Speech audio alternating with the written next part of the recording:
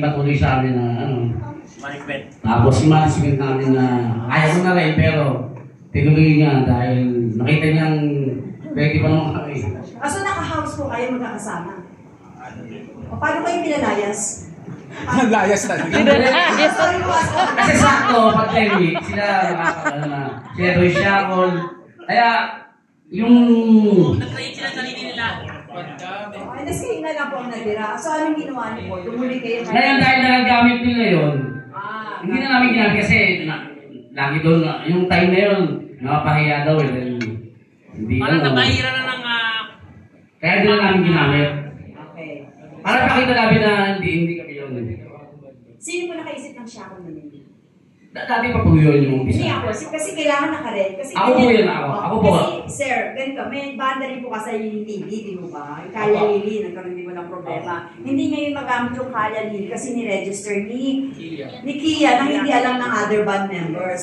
Kayo po ba ni-register niyo yung shackle na nila? Register na lang, hindi rin namin alam. Pero wala, pinong-umpisa, wala naman. Pero may mga atibayan naman sa mga interview sa mga... Saka, ako nga pa lang nag-register ng Alpha Records.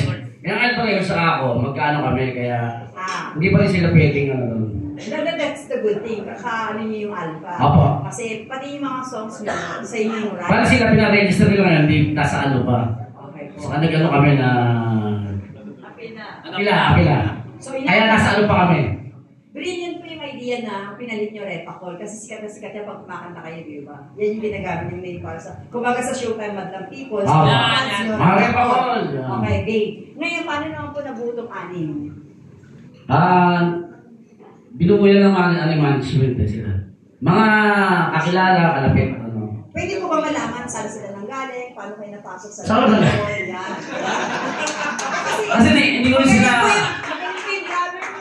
Kasi tulad nito ni Wilbert, eto followers ng Shackle to. Makikita mo sa mga video, ilagay yung Shackle. Hindi namin kailangan yung kailangan namin yung Shackle talaga. Ito is, si Alvin, kapatid ko yan, Sureball yan, Shackle yan. Bakit hindi, yan isa. Pero yung mga palihim na pinapakinggan yan. Sis, eto, wala magaling yan. Sir Cassie, kapag-anak ka po ba ni Sir Ogie? Ano sa Music Hero? Ako kumag-anak ko dyan. Ako ba si Regine? Kamag-anak mo ba si ano? Sabi nila, hindi mo yun. Yung kasis eh. Patanggenyo ka po? Patanggenyo ka? Okay.